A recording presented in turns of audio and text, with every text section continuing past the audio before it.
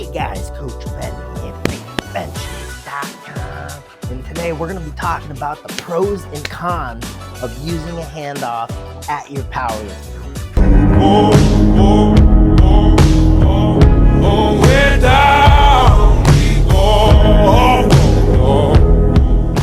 So let's discuss some of the pros here of using a handoff.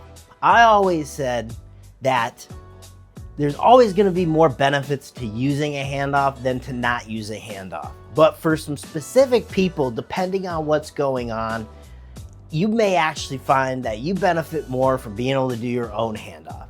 And this becomes a unique strategy at times because a lot of times you go into these meets in federations such as the USAPL or we're talking IPF for a lot of our international athletes. You can't bring a handoff. You don't get to select who does your handoff. So you have to be ready for that randomness, and you have to be really, really good at describing to your handoff 10-second pitch how you want the bar. That's the first thing I do. Hit the platform. I have to communicate with my handoff how I want that bar to come out. And I have to do it quick because I want time for my setup process, the whole nine. So it becomes an interesting strategy. Is it worth even exploring doing a handoff in training if I'm not going to have someone that I trust and know at the meet doing my handoff?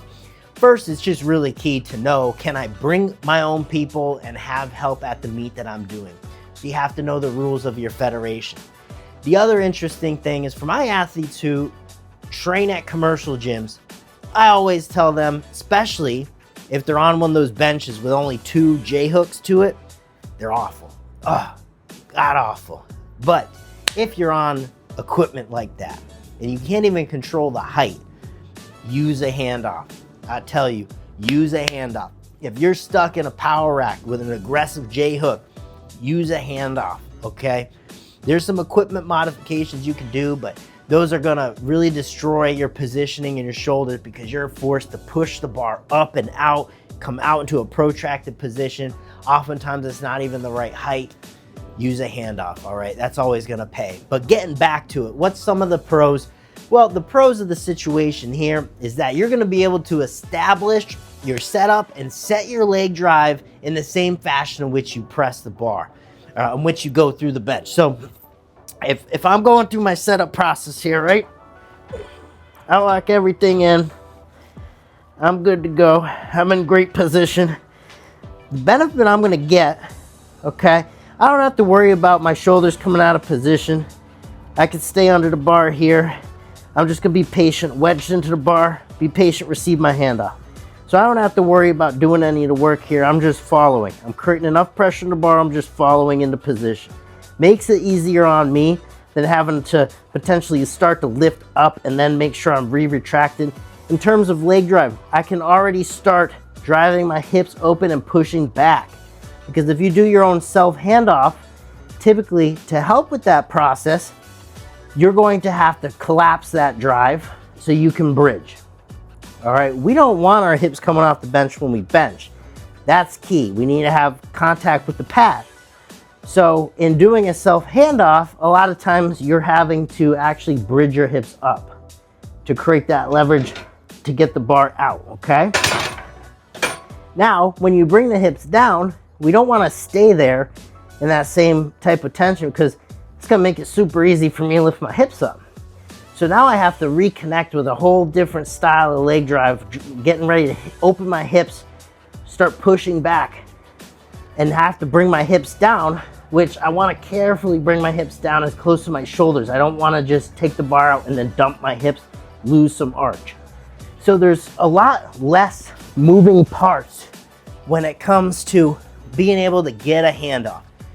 And that's always a huge benefit. Now, what are the cons? Where can you get a payoff if you do your own handoff? Well, one, it's the familiarity at a meet. Especially if you're a raw lifter, if you're an equipped lifter, you need a handoff. If you're a raw lifter, you might prefer doing your own because at a meet, you'll be able to do your own handoff too. And if you get thrown off from people handing the bar to you all wrong, and that creates a real inefficient bench and you just don't want to deal with that because you work your ass off, you go fly all this way to a meet You don't want someone ruining your handoff and screwing you out of the whole thing, because you probably get one shot at that one big bench. I understand that. It might be good if you're on comp equipment to practice your own handoff. If you can get really good at communicating with someone, one of those benefits you can pick up from having a handoff is timing your breathing as well. That's gonna be key, is everything is set in place, you're all good, but communicating with the person how you want that process to go. I usually will have them start to count 3, 2, 1. I can really fully inflate. I take that time, I'm not loaded, and then I can get the weight out. It's a lot more efficient for me to do that. Then again, I don't have to push up and try to bring the bar out. I can just stay retracted and just drag out with the bar. So it's an easier process in my opinion. Now, again, coming back to why you might hand off, you do end up preloading the back and using your lats a little bit more and getting that weight out. So it can, in turn, help you just connect with what you're doing with your back a bit more if you handle a self handoff well. At the end of the day, it comes down to a unique judgment decision with the lifter. This video is all just about exploring some of the different scenarios and options that are out there. I will always prefer to coach an athlete to use a handoff, because I think there's a lot of value into setting that final position, being able to redirect that leg drive in the fashion you want, and then just load into that system, versus then having to take the weight out, settle everything in, get the hips back, start changing the leg drive. There's a lot more moving parts. And something I always tell my athletes is, if you are gonna do your own self handoff, make sure you touch down to the final position you wanna be first with your hips. Get a feel for what that's like, start to root in, push back, and then just collapse that to bridge up to help bring the bar up if you're gonna do a self unwrap.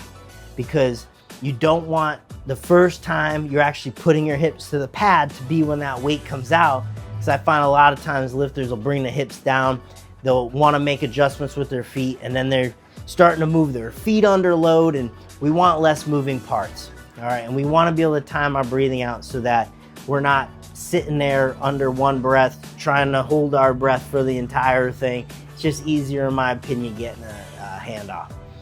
So there you go. There you have it, guys. I like to coach always using a handoff when possible, but if you're on good comp equipment, certainly can be a benefit and a familiarity to doing your own self handoff regularly. There you have it, guys. Coach Ben here. You know where to find me. You can meet me on a bench.